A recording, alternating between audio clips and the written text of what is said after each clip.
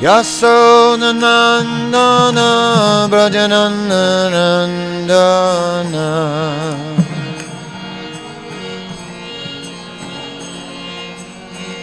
Yasodhanandana Brajananandana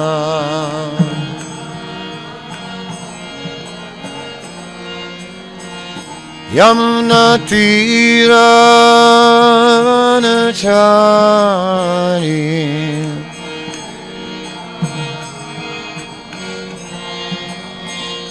Yamuna Tira Vanachari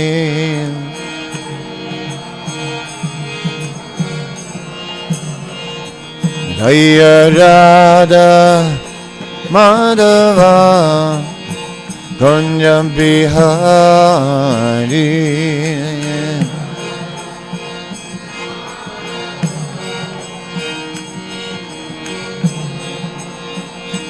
Jaya Sri Krishna Chaitanya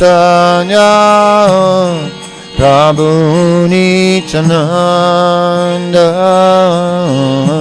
Shri Advaita Kadamba Srivasari Gaura Bhakta Vrinda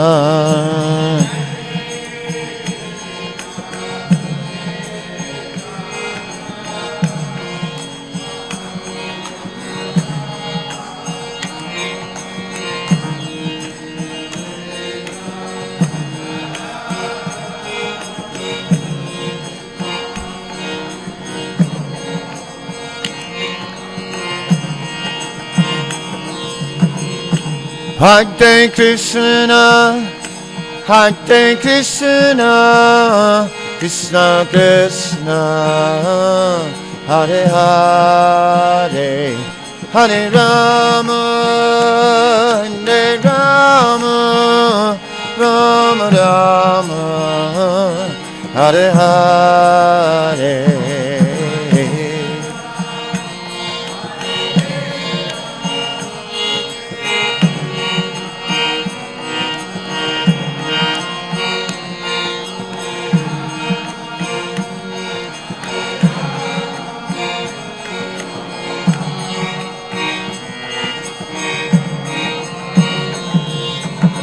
Hare Krishna, Krishna Krishna, Hare Hare, Hare Rama, Rama Rama, Hare Hare.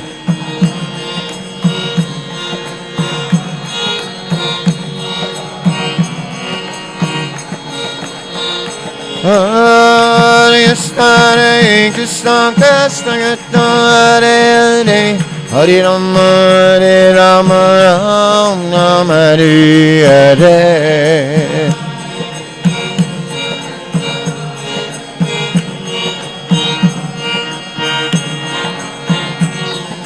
Prabhupada, Prabhupada, Prabhupada, Jai Prabhupada.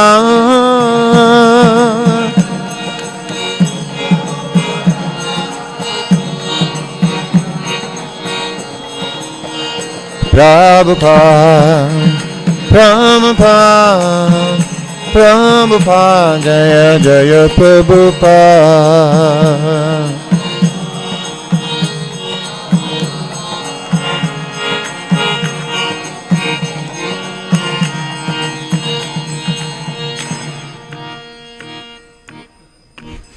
Srila Prabhupada ki jai, Harinam Sankirtan Yagya ki jai, Ananta Koti Vaishnava Vrinda ki jai, Grantara Srimad Bhagavatam ki jai, Sisi Radha Radhanath ki jai. 12 or 13? Okay. Om Namo Bhagavate Vasudevaya.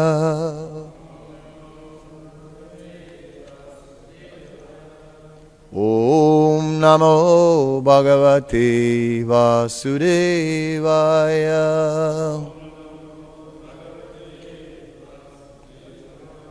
Om Namo Bhagavate Vasudevaya.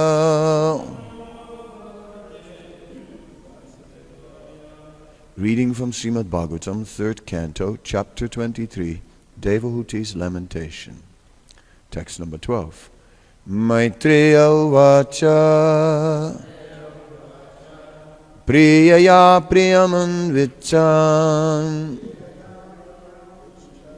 Kardamo Yogamastitaha Vimanam Kamagam Ksatas Taryeva Vira Chikarat Maitreya Uvacha Priyaya Priyamanvichan Kardamo Yogamastitaha Vimanam Kamagam Ksatas Taryeva Vira Chikarat Maitreya Uvacha Priyaya Priyamanvichan Kardamo Yogamastitaha Vimanam Kamagam Ksatat Taryeva Vira Chikarat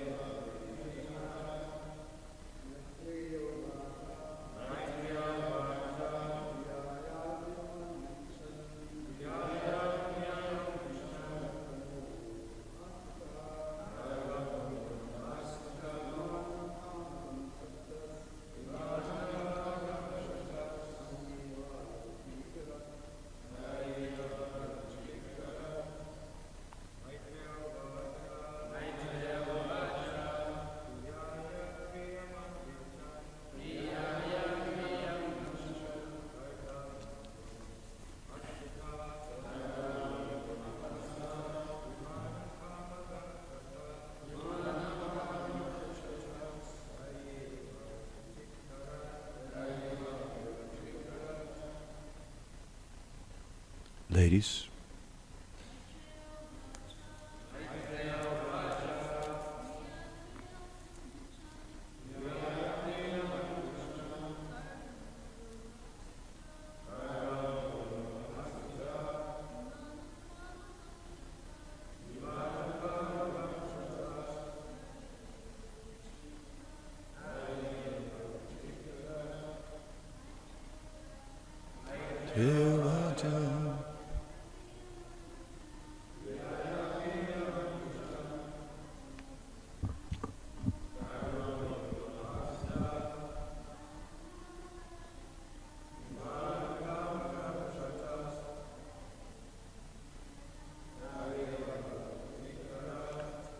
Maitreya, the great sage Maitreya, Uvacha said, Priyaya of his beloved wife, Priyam, the pleasure, and Vichan, seeking, Kardama, the sage Kardama, Yogam, yogic power, Astitaha, exercised, Vimanam, an airplane, Kamagam, moving at will, Ksata, O Vidura, Tarhi, instantly, Eva, quite, Avirachikarat, he produced. Translation. Maitreya continued, O Vidura, seeking to please his beloved wife, the sage exercised his yogic power and instantly produced an aerial mansion that could travel at his will. Purport. Here the words Yogam Astitaha are significant. The sage Kadamba was completely perfect in yoga. As the result of real yoga practice, there are 8 kinds of perfection. The yogi can become smaller than the smallest, greater than the greatest, or lighter than the lightest. He can achieve anything he likes. He can create even a planet. He can establish influence over anyone, etc. In this way, yogic perfection is achieved, and after this, one can achieve the perfection of spiritual life. Thus, it was not very wonderful for Kadamba Muni to create a mansion in the air according to his own desire, to fulfill the desire of his beloved wife. He at once created the palace, which is described in the following verses. Om Ajnanatimarandasya Gyanandana Salakya Chakshurunmilitam Yena Tasmai Sri Gurave Namaha Shri Chaitanya Manobhistam Stapitam Yena Bhutale Swayam Rupa Kadamayam Tadati Swapadantikam Vandeham Sigaro Siyuta Padakamalam Sigurun Vaisnavamscha Sirupam Sagrajatam Sahaganaraganatam Vitam Tam Sajivam Sadvaitam Savadutam Parijana Saitam Krishna Chaitanya Devam Sri Radha Krishna Padan Sahagana Lalita Sivisakan Vitamscha Sri Krishna Chaitanya Prabhu Nityananda Sri Advaita Gadadhar Srivasadi Gaura Bhaktavinda Hare Krishna Krishna Krishna Hare Hare Hare Rama Rama Rama Hare Hare.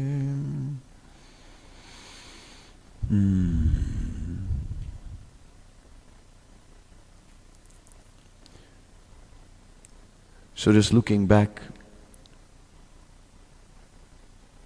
for a moment to the previous purport, just at the end we're seeing that in that way, and she accrested that he arranged for a suitable house because the hermitage in which Kadamba Muni was living was very simple and completely in the mode of goodness, and there was less possibility of passion being aroused in his heart. So we can see the danger of living in an opulent situation. That such an opulent situation can create or awaken passion within the heart, the desire to enjoy. Of course, it's not enough to live in a simple dwelling. Because within the heart, the mode of passion may still be there.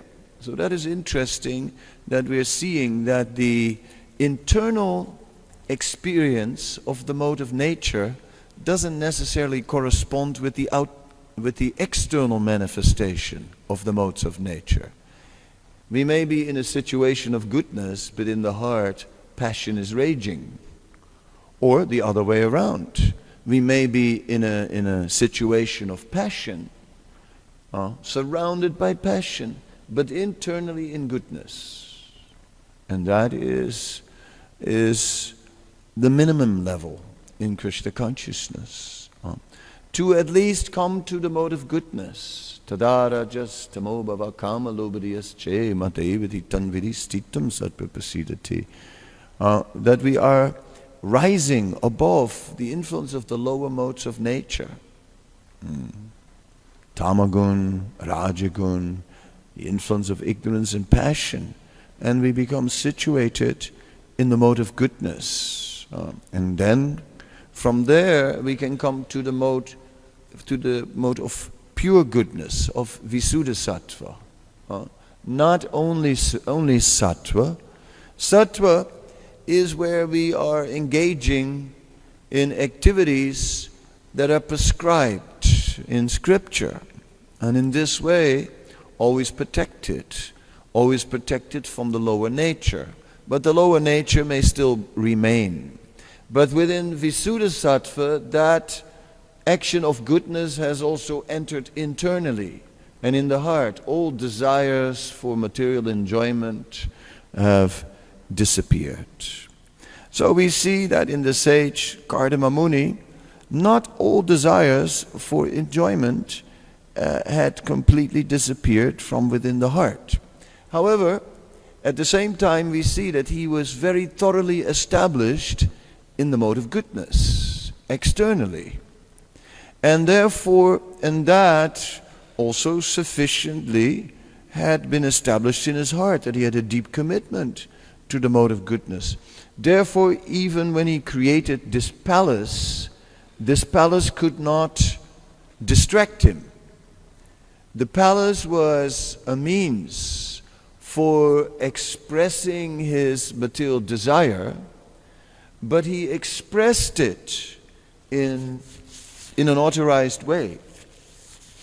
He didn't then, when he started expressing his material desires, totally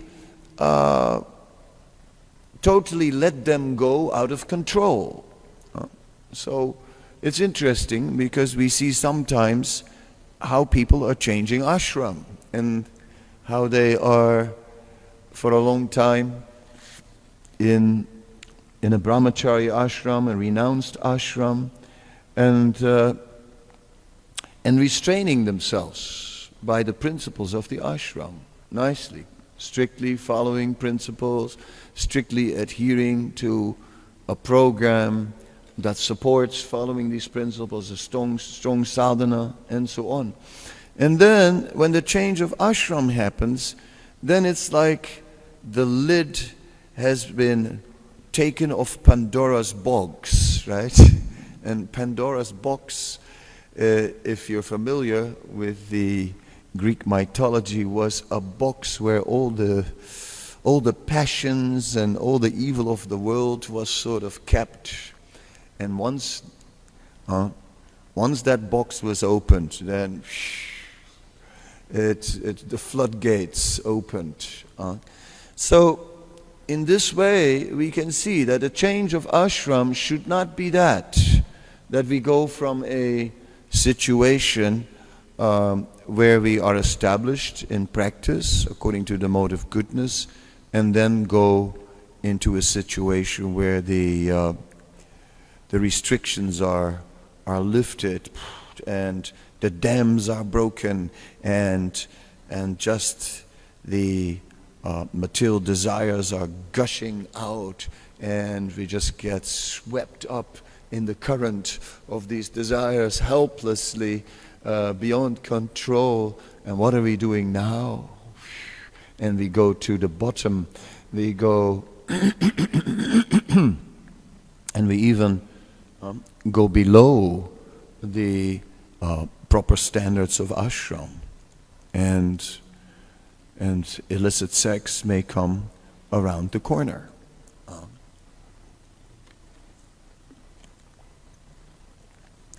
I call that the silent fall down. The silent fall down, the one that is not advertised, that is not written about, spoken about, but that shows on the moroseness of people's faces, of the unhappiness in spiritual life. The silent fall down. So we should be very careful to strongly cultivate Krishna consciousness. And because we cannot be fully transcendental overnight, therefore the result of devotional service is that we become situated in the mode of goodness. And we should thoroughly endeavor for that. Thoroughly endeavoring to remove the activities of passion and ignorance from our life. Of course, to passionately engage in devotional service, that is very good. To use our energy passionately in devotional service is actually purifying the tendency of the mode of passion in us. Due to the association with the material energy and the desire to enjoy that material energy, we have become very restless, because material life means vyartata, means frustration. It means frustration. It means that material enjoyment will always be frustrated. Whatever you desire is always greater than what you get. It's tough, material enjoyment in that way. So, as a result, material enjoyment, the path of material enjoyment leaves us frustrated. We're just not getting what we desire. Therefore, the result is, in the mode of passion, restlessness, looking for different opportunities at the same time. 3 or 4 or 5, enjoy all the senses at the same time. Yes. So in this way, in the mode of passion, there's the eagerness for happiness, which can only be satisfied with the Supreme Lord, has now been transferred to the objects of the material world. And we're trying to get more and more, and holding on to what we already had. And in this way, the complexity of life is increasing day by day. So, Kadamba Muni had long ago abandoned this path. And Kadamba Muni had long ago cultivated detachment. Long ago, he had taken up a process of controlling the senses. The yogic process particularly is meant to control the senses. So, in this way, Kadamba Muni, he had controlled his senses for a long time. But yet he felt the pressure of material enjoyment, of a desire for material enjoyment. And therefore now he was expressing that. But in an authorized way, within marriage. Therefore, marriage is a requirement. In the modern world, marriage is no longer necessarily considered a positive institution. It says in the Bhagavatam that in this age of Kali, a man and woman just get together by some agreement, right? No marriage, and the purpose of their unity is to enjoy sex life. But in spiritual life, when it is allowed to give in to a material desire if it is very strong. Sex desire is the one thing that drives everything in this material world. It's interesting how Brahmananda Prabhu was explaining that when he was very new, he mentioned to Srila Prabhupada how he had written an essay. And he had written this essay that deep down, fundamentally, every living being is driven by an inherent spiritual desire. Right? And then his professor had really rejected this essay and said, this is wrong. He said, everyone is driven by sex life. And Brahmananda was presenting it to Prabhupada as an example of, see how foolish this professor was. And Prabhupada said, your professor was right. Your professor was right, it is true. it is mentioned that the entire material world is a backdrop for sex life. I mean, we think about that. Like the material world is a big stage, and everything is a backdrop for sex life. Beautiful, green grass, flowers, daffodils, and trees with fruits which you can just pick and enjoy. All a backdrop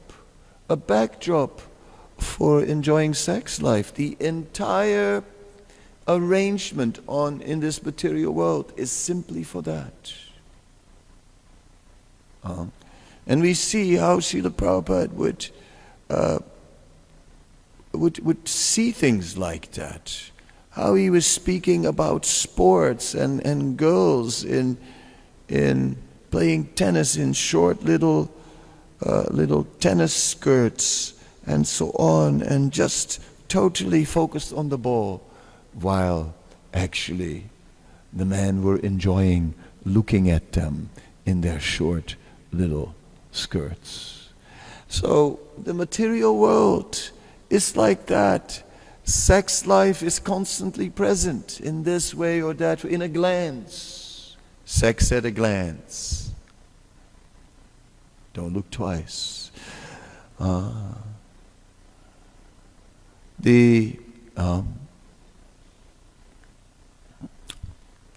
Sravanam Kirtanam Keli Preksanam. It is said, hearing about it, speaking about it, looking, then Guyam Asanam, sitting in a secluded place, and then finally engaging also in illicit sex. All these are part of that one activity, illicit sex. Now, we're not saying that anyone who ever looks at a member of the opposite sex or the same with lusty eyes is immediately breaking the four regulative principles, because that would be very difficult to avoid. That would be very difficult to avoid. Even when we dress in Vaishnav attire, we cannot just remove all lusty desires from the heart just at will. But still, we are careful. We are careful. It is said that one should cut such desires at the root, right there at the beginning, on the level of thought. Yeah? The austerity of thought, one must cut there, not allow a train of thought to develop. We are seeing, let me give an example of a train of thought. We are here dancing, and the mind goes, it's just like a party.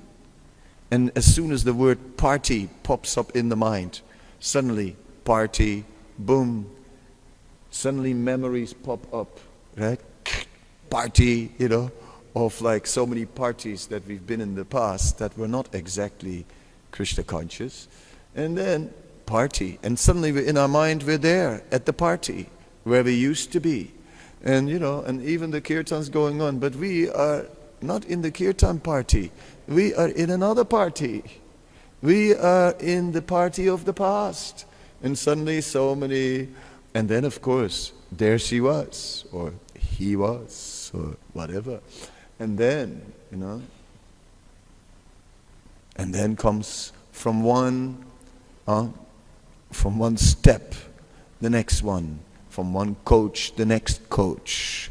Then one thought, the next thought. And the end, if we let the mind go this way, the mind of the conditioned souls, then the last coach of the train is always sex life.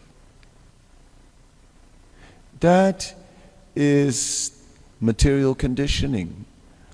So there's a technique that is used by, first of all, cutting this train of thought, right? And when the mind goes into the party, ho, we're not going there.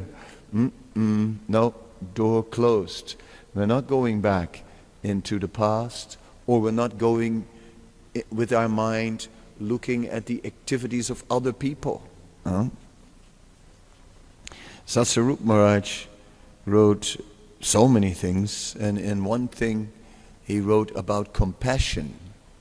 And then he was saying that when I start thinking about compassion, and then I think I'm supposed to feel compassion for other people. He says, but the truth is, I first of all feel compassion for myself. It's like that kind of the writer's honesty that makes it interesting, right? Because we also recognize that. I've stood on the street with books and seeing the conditioned souls sitting in the summer on a nice, comfortable terrace, having nice chairs and tables, having nice drinks and whatever, having a good time, and me standing there with the books, feeling sorry for myself, not feeling sorry for them. I didn't have enough transcendental strength to be compassionate. How can you be compassionate? How can you be compassionate unless you have something better? Unless you have a superior experience. It's not possible to be compassionate from an idea. When we want material enjoyment, how can we feel compassionate for all those souls who are caught up in material enjoyment? We're going on Harinam to the main shopping street, and while we're chanting Hare Krishna, our eyes are window shopping, right? And looking at, and so much looking at boys and girls. Hridayananda Maharaj had an example which was, he said the brahmacharis had a meeting in the temple and they decided that ladies should be banned from the kirtan because it was getting too much. They were dancing and it was distracting. So they decided, they had a resolution, ladies should be banned for the temple. And they were about to implement the resolution when one of them said, wait a minute, if we ban them from the kirtan, who will we do kirtan for?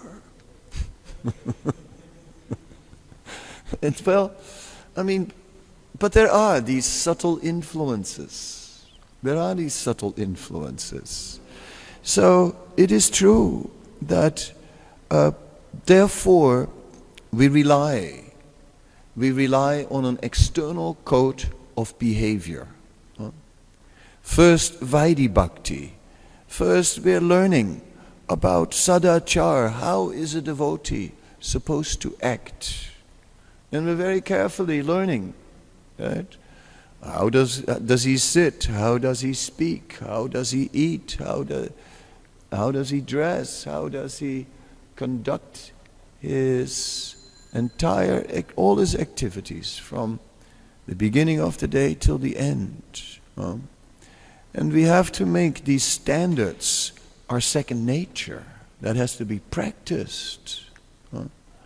And by making that a second nature, like one eats and sits there with an unwashed hand and mouth and feels like, this is horrible. I remember when there was no water in Cape Town, and I arrived in Cape Town, went to a bathroom, and there was only hand sanitizer. And I go like, oh God, what do I do now? Right? What do I now? No water, Brahminical culture stops. I go like, how can I put my hand in my bead bag now? You know, it's like, and I sort of walked like this because I wasn't convinced that sanitizer really cleans the hands, right? But, you know, this is Prabhupada's mercy. This is simply because of this movement, because of this culture, that gradually these things become our second nature. It becomes the new normal. Whereas, you know, nobody else seemed to worry about it.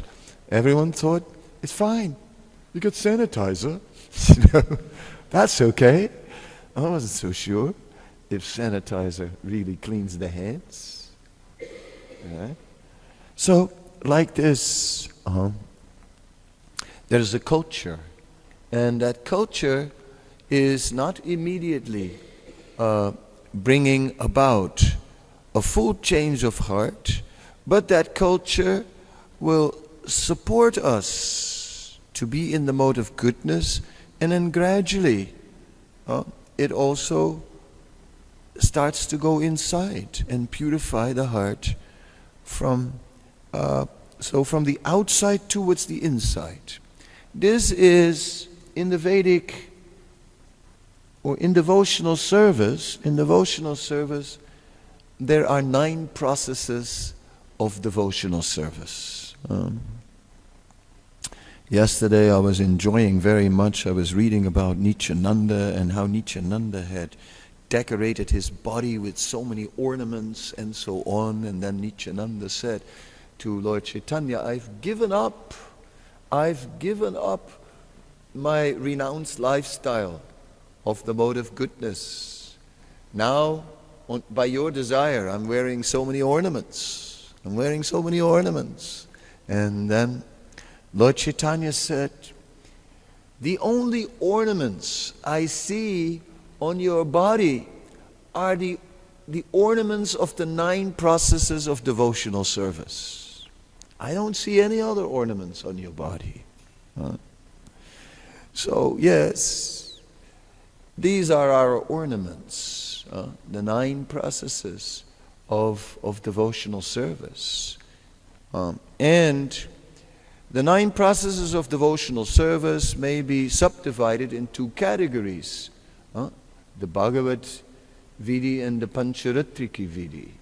And it is said the Pancharatriki are the external aspects where we, by adopting external behavior, are purifying our external behavior, and then it goes from the outside, from outward inward.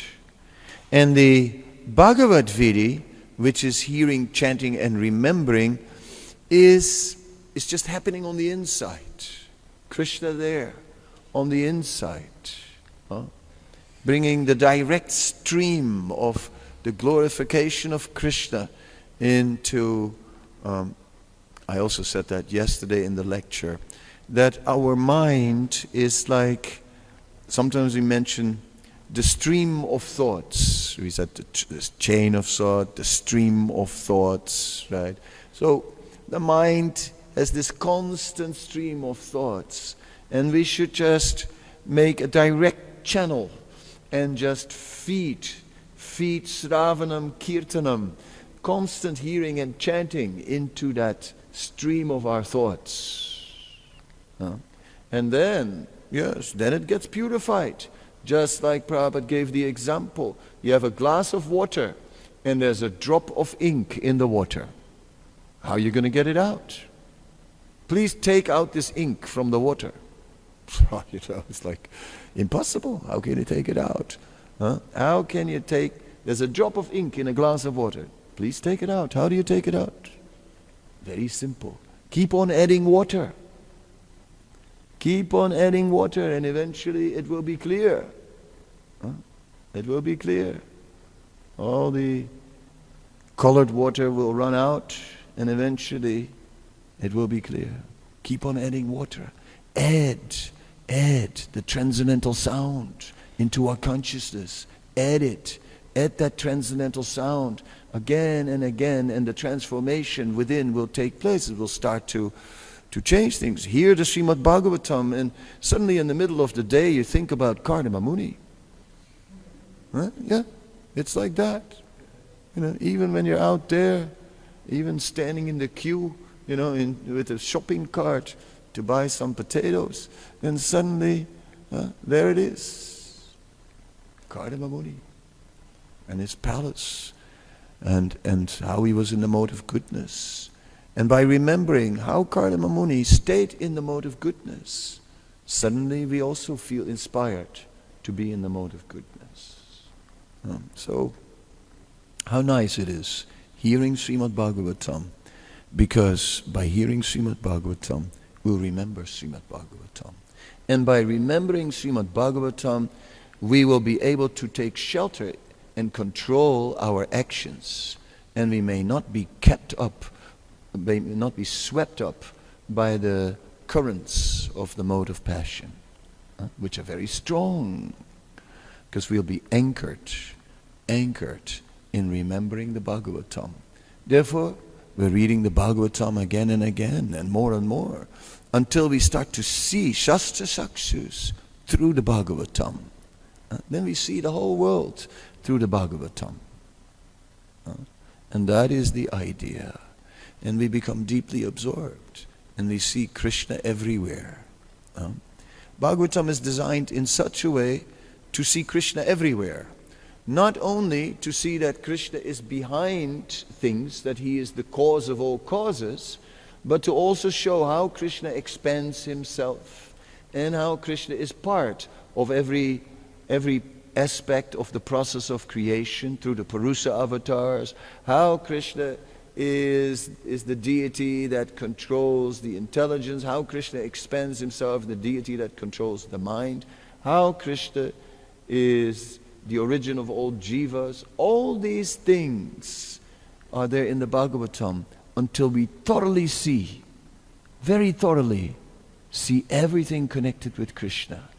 And then Stavara Jangama Deketara Murti Sarvata Hoy Ista Spurti, that whether we look at moving or non-moving forms, wherever we look, we just see Krishna. We just see Krishna. Everything connected with Krishna.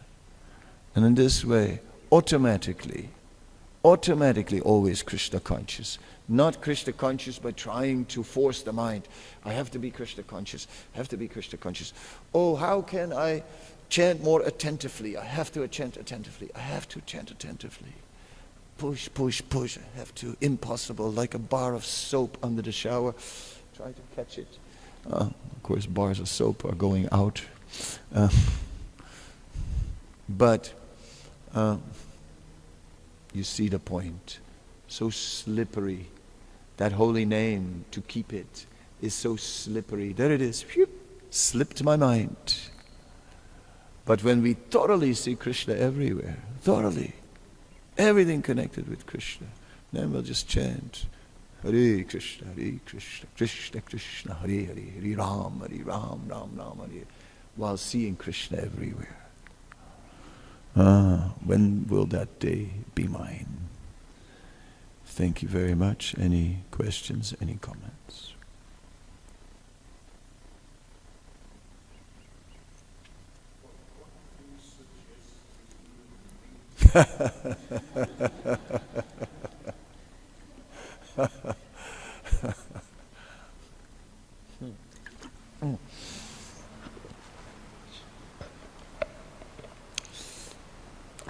Excuse me. I choked on that.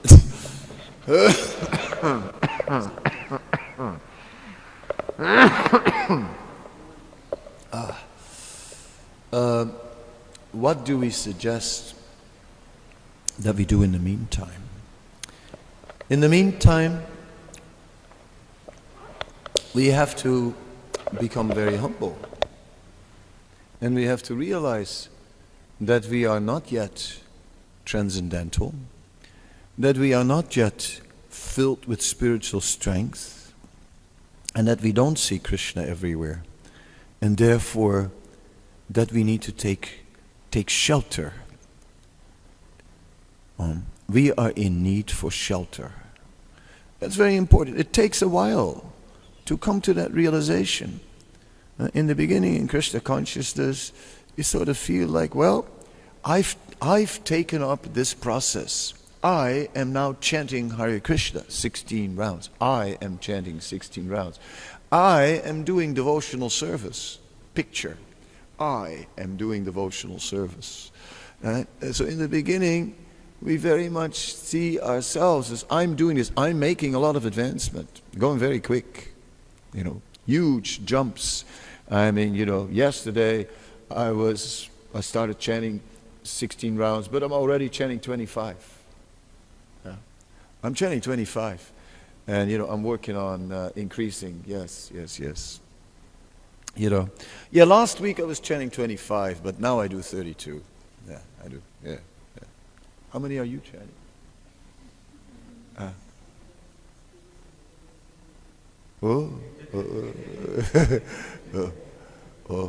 Yes. And what time are you getting up? It's like,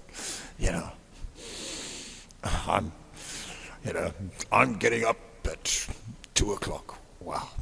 I'm getting up at 1:45. 20 to 2. There's this one devotee staying in this room, and there were all these alarm clocks, and they're all going on one after the other, and it's like one goes off at 2 o'clock, beep, beep, beep, beep, right? And no one gets up. It keeps on beeping, Then the next one goes up 2:15, 2:30, and people keep on sleeping and keep on pushing snooze buttons, and somehow or other the beeping is going on. And what you put it that early for if you're not getting up?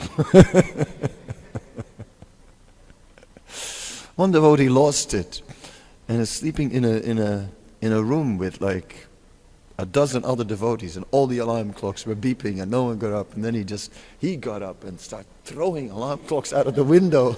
He just lost it, right?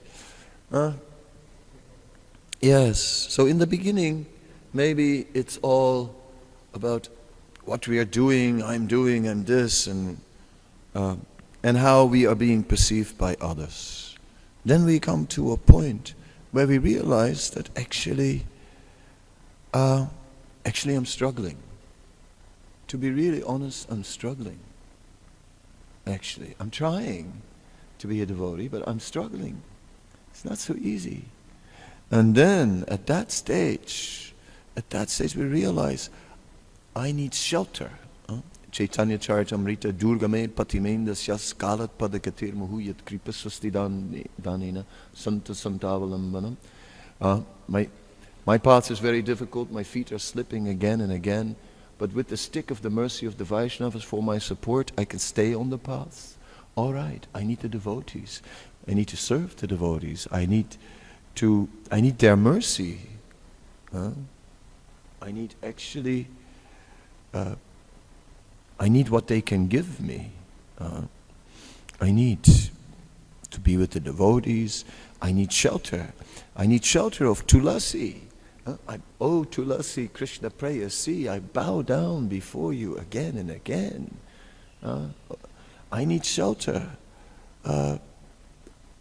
Shelter of prasadam, shelter of the books. So, in the meantime, when we have that, when we develop that awareness that we are in need of shelter, then we can make a real effort to take shelter of all the teachings, of all the aspects of the process, and thoroughly take shelter. And by thoroughly taking shelter, we'll actually become, we are protected from the influence of lust, influence of the lower nature. And we remain firm in pursuing and strengthening the higher nature. I hope that's good enough, Maharaj. Anyone else? Rukmini.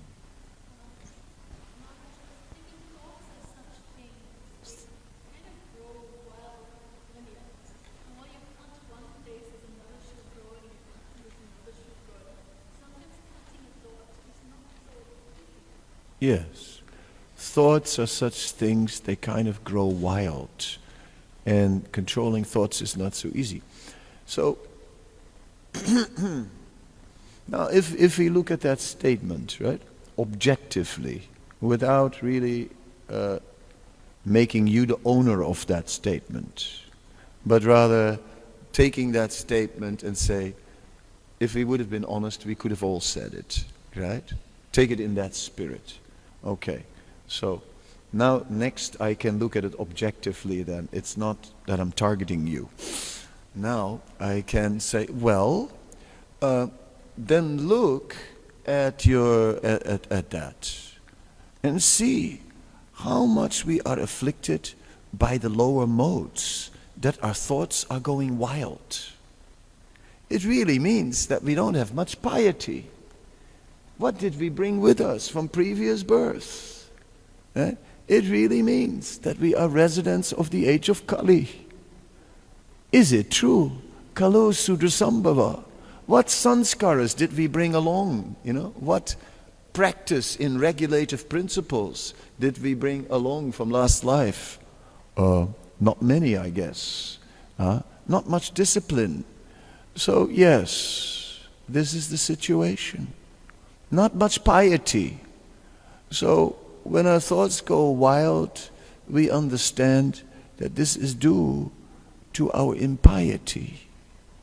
And when we thoroughly realize that we are by nature impious, well then we could come quicker to that state where we realize, I need shelter. I need all the shelter I can get, which is a beginning of going towards humility. So I think in this way the two questions and answers are linked. So A and then go to B. But these wild thoughts, wild feelings, thinking, feeling and willing has gone wild. Out of hand, impious, deep affliction of the lower modes of nature. Kalu Sudrasambhava.